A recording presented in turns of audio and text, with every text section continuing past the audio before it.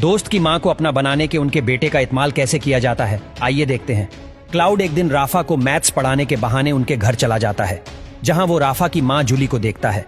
जूली दिखने में बहुत ही खूबसूरत थी और फिर क्लाउड राफा को एक मैथ्स प्रॉब्लम सॉल्व कर देता है, जिससे उसकी माँ बहुत खुश होती है, क्योंकि क्लाउड की वजह से राफा अब क्लास में अच्छा परफॉर्म कर रहा था। फिर जब जूली वहां से जाने लगती है तो क्लाउड बहुत गंदी तरह से उसे देखता है। फिर क्लाउड जब दोबारा राफा के घर गया तो राफा और उसकी डैड बास्केटबॉल मैच देख रहे थे। तभी जूली वहां पर मेरे साथ आकर बैठ गई और पहली बार मैंने उसकी खूबसूरती को इतने करीब से देखा। लेकिन तभी राफा के डैड को अर्जेंट कॉल आ गया और वो उठकर वहां से चले गए, जिनके पीछे जूली भी गई थी। और उन दोनों का बिहेवियर देखकर क्लाउड सोचता है कि अगर राफा की डैड जूली को ऐसे ही इग्नोर करते रहे तो जूली को पाने में उसे ज्यादा एफर्ट नहीं करना पड़ेगा। ये सब जो माइकल की वाइफ जैसे सुनती है तो उसे भी लगने लगता है कि सच में क्लाउड की राइटिंग स्किल्स बहुत अच्छी है, वो बहुत अच्छी स्टोरी क्रिएट करता है। इसके अगले दिन क्लाउड माइकल को एक और असाइनमेंट देता है, जैसे वो अपने घर जाकर अपनी वाइफ के साथ पढ़ता है, जिसमें लिखा था कि इस बार मैंने राफा को एक मुश्किल सवाल दिया और मौका पाकर नीचे आ गया, जहां राफा के डैड और जूली में झगड़ा हो रहा था।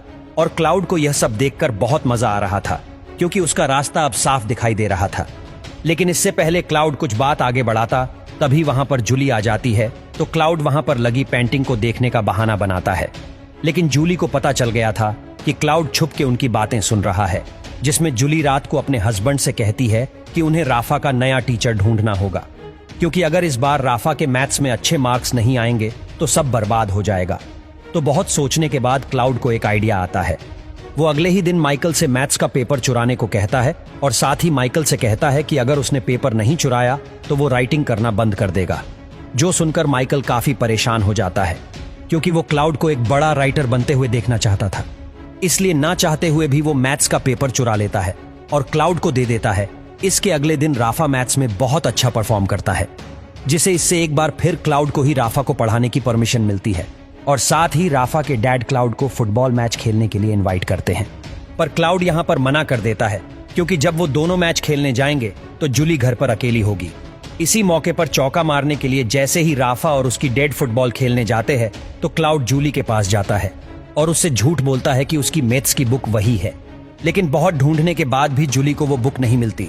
तो यहाँ पर क्लाउड जूली के ईयररिंग की तारीफ करने लगता है कि ऐसे ही ईयररिंग्स मेरी माँ के पास भी थे, जो अब इस दुनिया में नहीं रही।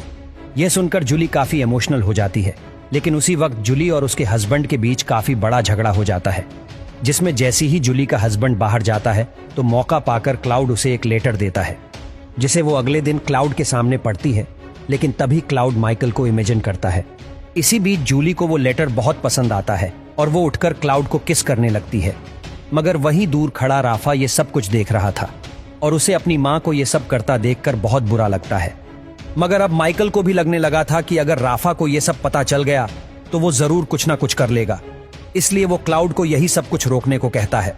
मगर अब क्लाउड रुकने वाला नहीं था और वो गुस्से में अगला असाइनमेंट वहीं फेंक कर चला जाता है, जिसे ना चाहते हुए भी माइकल उठाकर पढ़ने लगता है। आज राफा के डैड बहुत परेशान थे, वो अपनी जॉब से तंग आ चुके थे।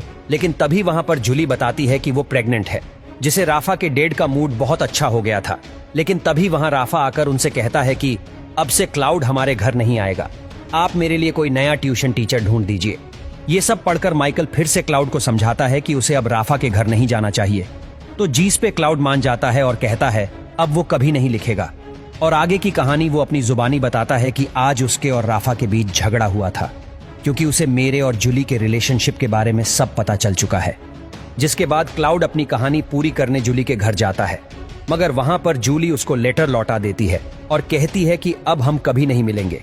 जैसे क्लाउड को बहुत बुरा लगता है और वो एक जगह बैठकर रोने लगता है। वो जूली से कहता है हम राफा और उसके डैड से बहुत दूर चले जाएंगे।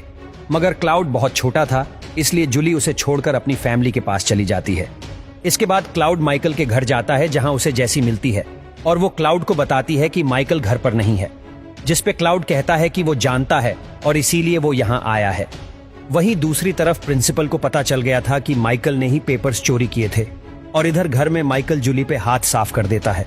और जब इस बात का माइकल को पता चलता है तो वो जूली को मारने लगता है, जिसे परेशान होकर जूली उसे छोड़कर चली जाती है।